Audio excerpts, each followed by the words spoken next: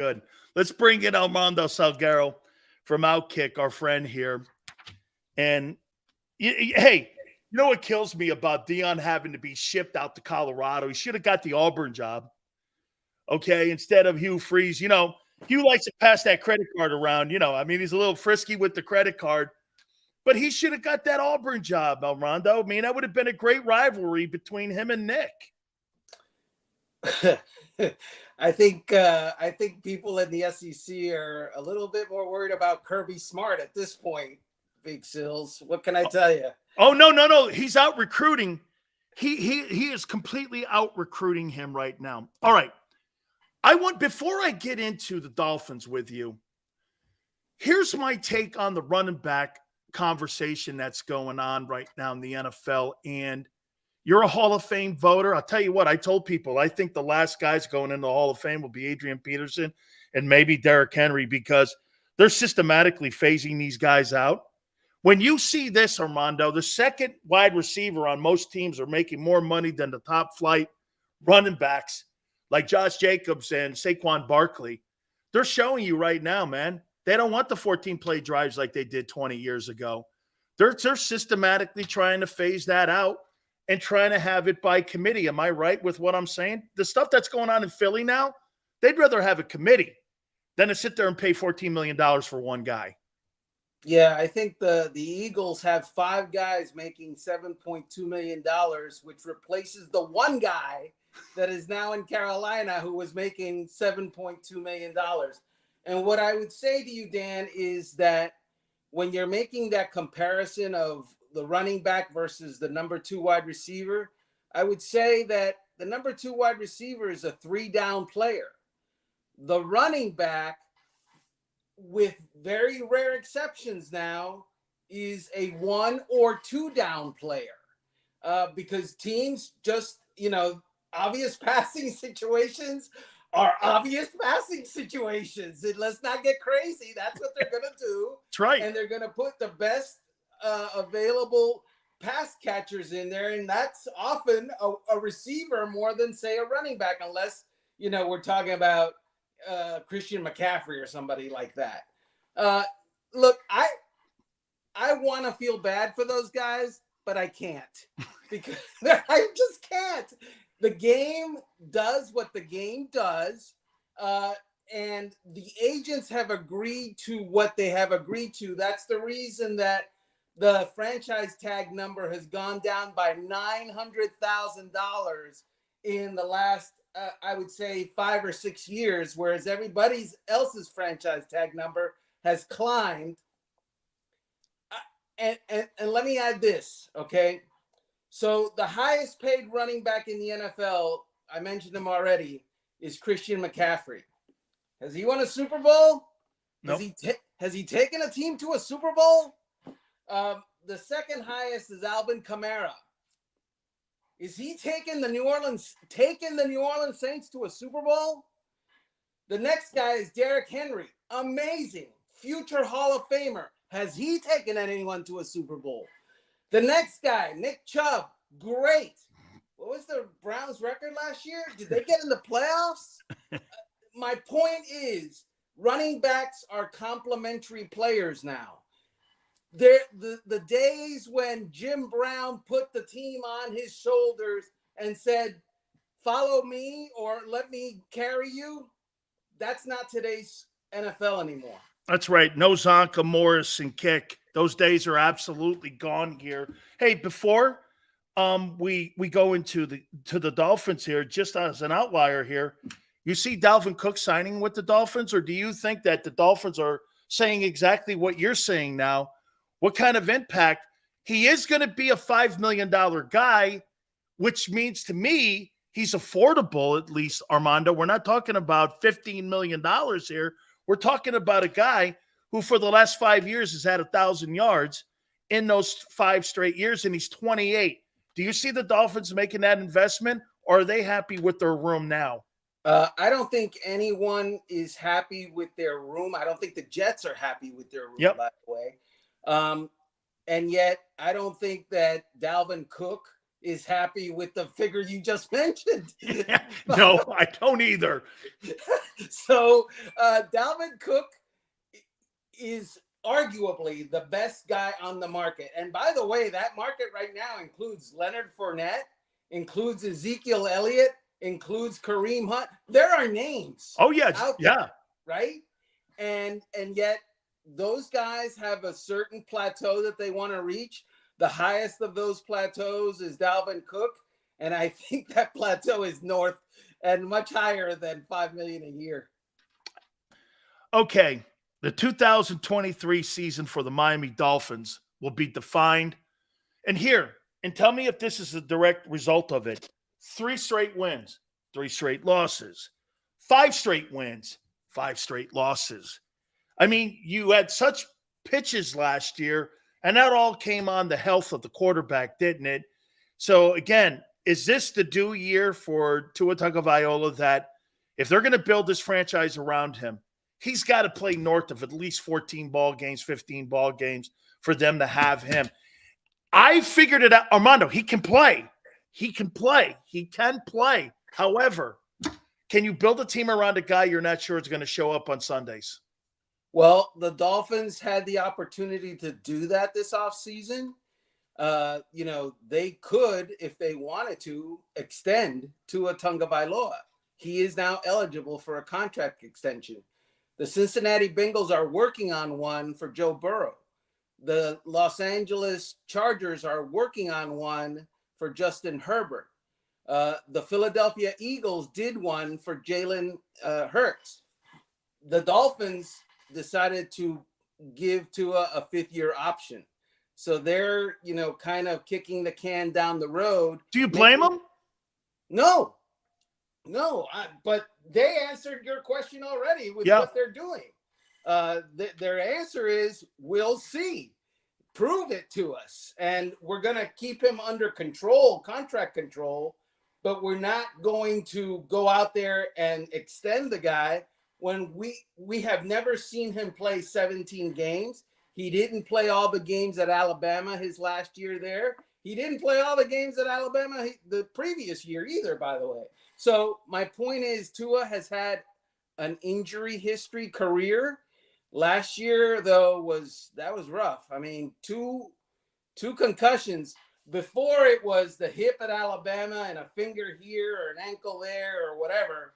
But when you're talking concussions, those are career-defining, Sills. You know what I'm saying to you, Armando? Let's do this together here, and I'll move on here in a minute. But do you feel comfortable writing stories about a guy who you're saying it's going to be defined on his health when we're talking about an injury that could be a catastrophic injury here?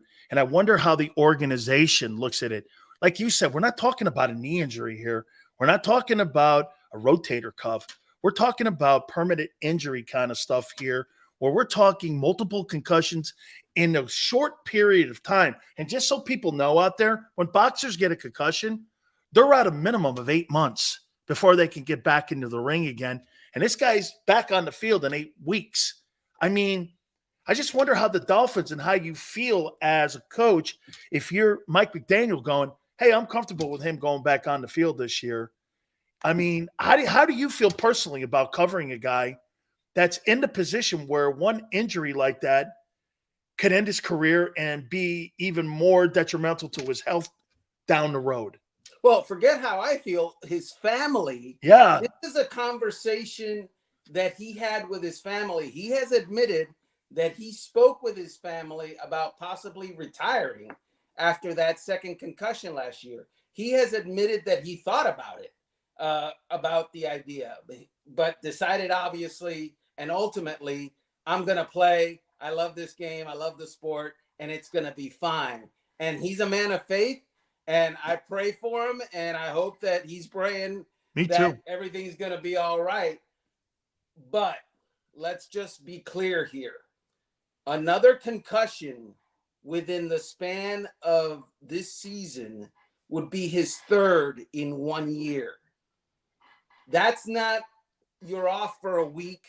That's not you're off for 2 weeks. That's you're off. Yeah. You're we're watching Mike White at quarterback. So you think if it's early in the year next year and he gets one in the first quarter poll, say 4 weeks, that's it. He's done. I agree. I'm with you. Because it's not just the one, Yep. It's the 3 within the year. Absolutely. The addition of Jalen Ramsey means what to this defense? And by the way, they made an upgrade to Vic Fangio. They made him the highest paid defensive coordinator in the NFL. I didn't think the Dolphins were that bad under Boyer a year ago. So, I mean, you had Ramsey and you have Vic Fangio. Why did they go down this route here? They were good. I thought they were decent under Boyer last year. How did you see all these moves? Yeah, so Boyer is a good coach. Vic Fangio is a great coach. And you said it, the word, it's an upgrade. And if you have a chance to upgrade, you do it. The Dolphins defense under Boyer, and even before that, under previous, the New England style approach to Brian Flores, the guys. Brian Flores brought the zero blitz, and that was their go-to pressure defense in rough times. And people start to figure you out, Dan. People start to go, okay, we're going to expect the zero blitz. They became too predictable. Exactly. And that is one thing that Vic Fangio is not going to be. They added Jalen Ramsey, so now they have arguably the best cornerback tandem in the NFL with Xavier Howard. People forget that they traded for Bradley Chubb last year. Yeah, at the trading deadline. He wasn't what all they wanted, but he's still a factor. And Jalen Phillips, I predict, is going to have a monster season. Love the kid. They've upgraded significantly on defense. Do you think Mike McDaniel has been an upgrade from Brian Flores? Who, and for the record, Brian Flores working under that owner, Stephen Ross, and the kind of chaos that you can see sometimes with the owner there. I mean, the guy's an art guy. I don't know if he's a football guy, but plus he lives in New Jersey and he listens to WFAN. I'm not sure he knows what the hell's going on with Miami, but that's Big Sil saying that. So, hey, do you think McDaniel has been an upgrade from Brian Flores? So this is where, this is the banana in the tailpipe trick, because every single coach that I covered with the Miami Dolphins dating back to, I would say, 2008, came out like gangbusters their first year with the team. Tony Sparano came out and won the division the year after they were 1-15 under Cam Cameron. Okay. Joe Philbin, who was not suited to be a head football coach in the NFL, his best work, his best job was in his first year in 2012 with a rookie quarterback. They went, I think, 7-9. Adam Gase, his first year, they went to the playoffs. They were 10-6 and went to the playoffs with an injury-riddled roster. The shittiest decades of football by Dolphin football, you covered it. Yeah. And Mike McDaniel last year doesn't look like it, doesn't look the part, but they went to the playoffs and they did. They were there. Put up a good playoff game too. Absolutely. The problem has been year 2, 3, and 4. And sometimes they don't even get to year 4. So I'm going to withhold, judgment. His first year, Mike McDaniel, stellar, great, awesome. Good job, coach. Now do something the other Dolphins coaches that you followed couldn't do, which is follow it up with more success. See, Armando, folks, has been in the era where we both grew up, where the Dolphins, 3 straight AFC titles, an undefeated team, 2 Super Bowls, monster years, getting the Super Bowl games. And now you're watching the Bengals are better than the Dolphins. That can't be true, Armando, in our lifetime. I thought I would never say that the Bengals are better than the Dolphins. It's been a real consistency problem there, hasn't it, Ben? when it comes to coaches and staying on the rails. Does that go back to the general manager, Chris Greer? Is he on the hot seat? The Dolphins haven't won a playoff game since January of 2000. Wow.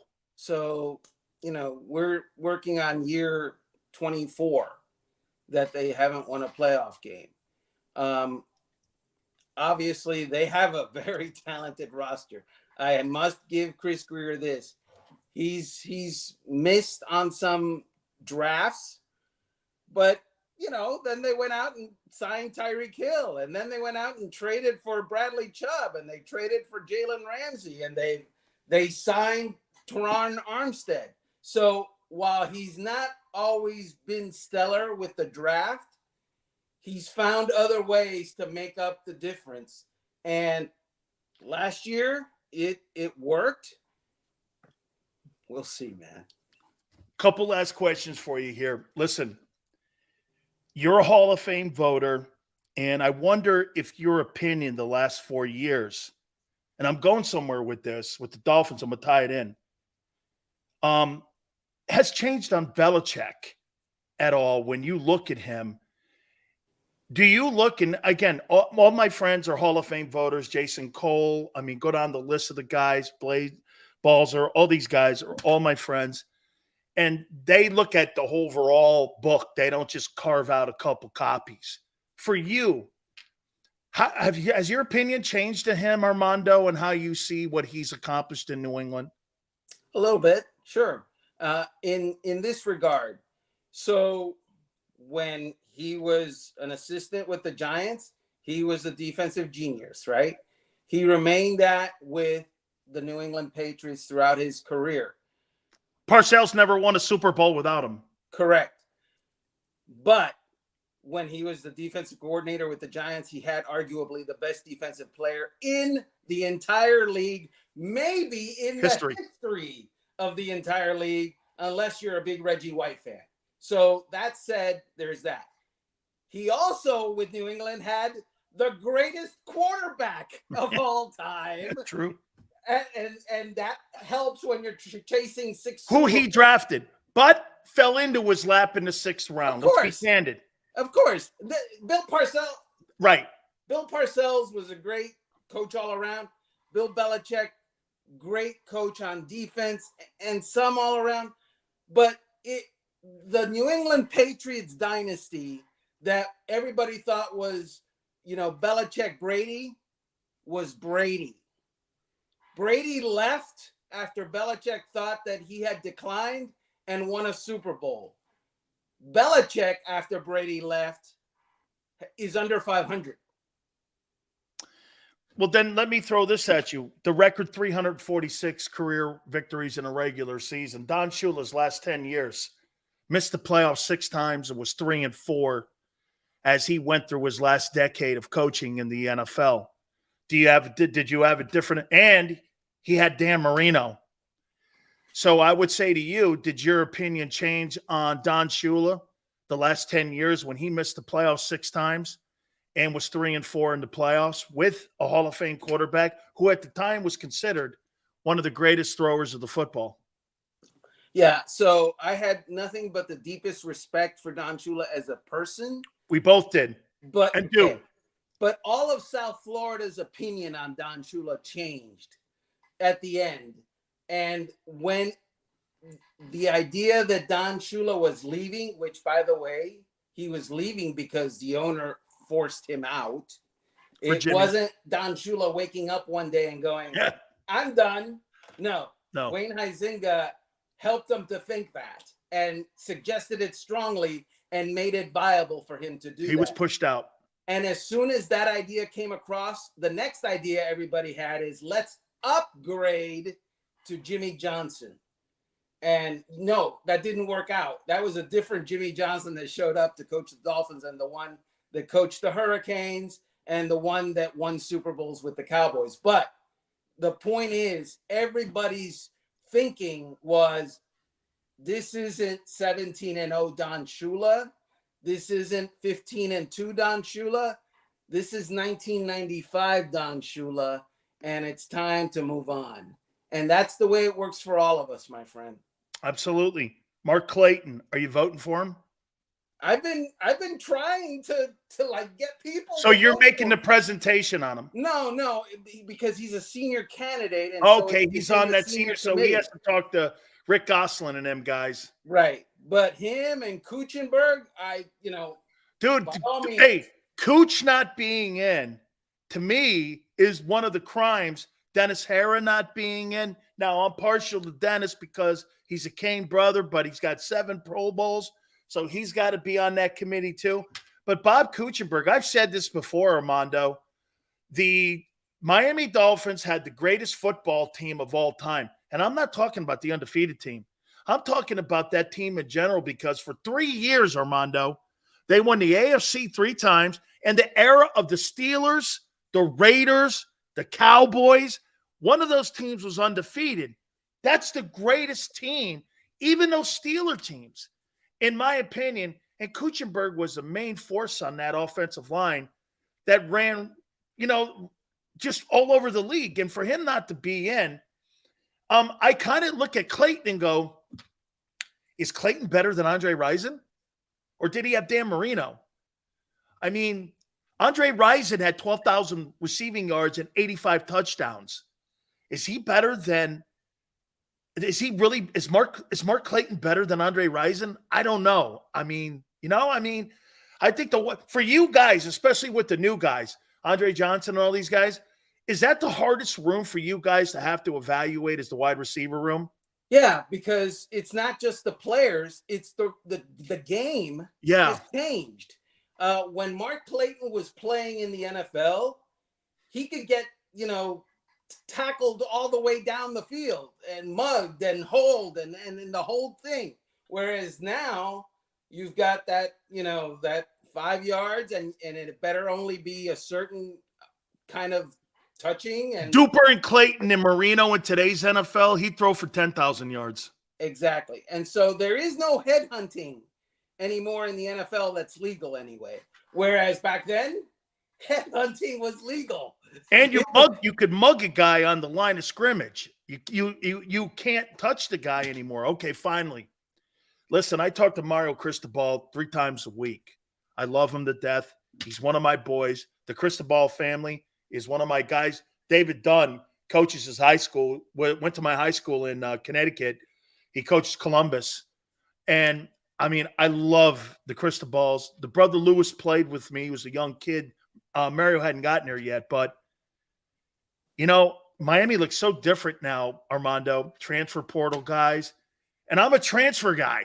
But they got a whole roster of them now. And it just – why can't we recruit the local kids anymore instead of having those kids go to Alabama and LSU and Georgia? Why can't we keep guys like Michael Irvin at home? Why can't we keep all them guys any longer? Why do I look up at Alabama one day and every defensive back is from South Florida? Is he changing it in your opinion? You're there every day. Well, I'm hoping that he is. Let's face it, Dan. People woke up to the fact that South Florida and Florida in general, but South Florida in particular, all the way up through Broward and maybe even Palm Beach, is like it's a spawning ground of great, not good, great NFL talent in the making. Okeechobee, all them places, all those guys. And so, yeah, you see the Bozas go to Ohio State. Everybody from St. Thomas goes up to the Ohio State. They don't go to Miami anymore. And that's because those programs got tired of getting their butts handed to them by Miami and said, we got more money than Miami. We got 60,000 students and tons of boosters who are multi-millionaires and some that are billionaires. Miami's got some boosters that are millionaires. We can outmaneuver them with the dollars. And that's exactly what they did. I will say this to you. There is an NFL player in the NFL right now. He's a defensive back who committed to Miami back in the day. The next day, okay, He committed to an SEC team, uncommitted from Miami.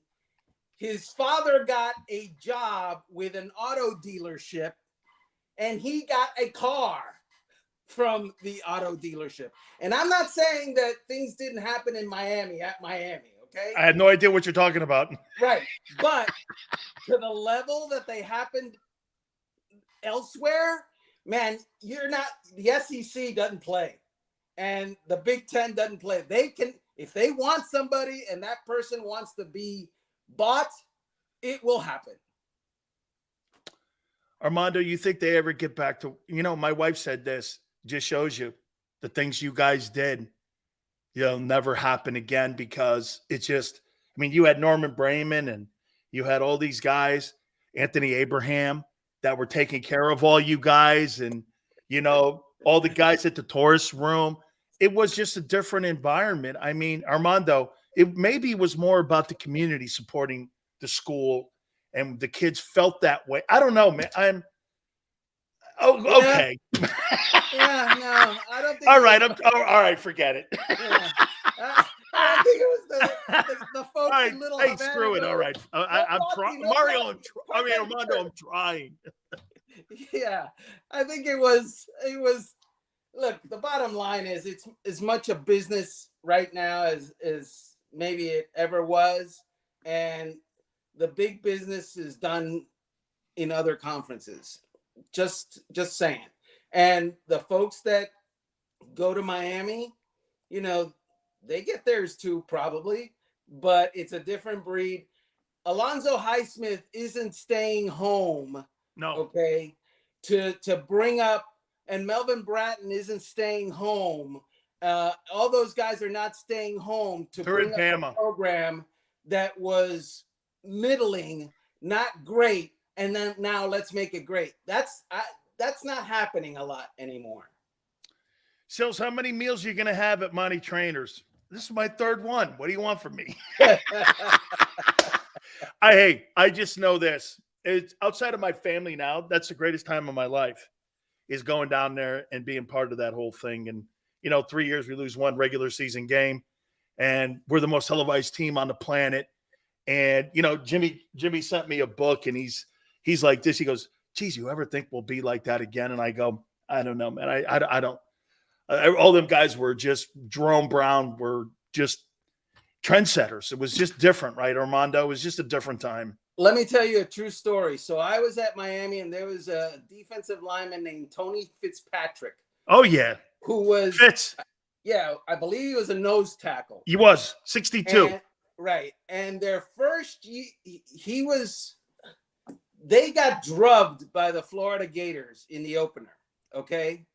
And Fitzpatrick shows 28-3. Yeah. Shows up to class the next day, and we're like, dude, what? What up? And he's like, we're going to win the national championship. True story. Kozar had 5 turnovers in that game. It was terrible. We're going to 0-1. Yeah. Lost to the Gators when Miami and the Gators was a thing, when the Gators were still willing to play Miami. And this dude says, yeah, we're going to win the national championship. And I'm like, oh, okay. Yeah, sure. Fast forward 5 months, 4 months, 3 months, whatever it was. They're winning the freaking national championship. Beat Nebraska. That dude made my French class worth it. Worth it. Armando, I love you. Folks, you can catch him on Outback. Hey, do you do a show there, or is that where you post your work? Well, it's Outkick. Outkick, I'm sorry. Clay Travis is Outkick. Yeah. There it is. Yeah, thank you. Dude, he's done a great job with that Outkick. Yeah. So Clay is the man. We're a Fox News company. And I'm having the time of my life. I will be in New York at the start of the season. The Giants are playing, I think, on Sunday night. The Jets are playing on Monday night. And I'll be there for both. Can't wait. Armando, thank you for taking so much time. I thank you for our friendship, brother. It means a lot to me. Thank you so much. Anytime, Dan. You got it. The great Armando Salguero from Outkick. Make sure you check him out. Hall of Fame voter as well. Please hit the like button.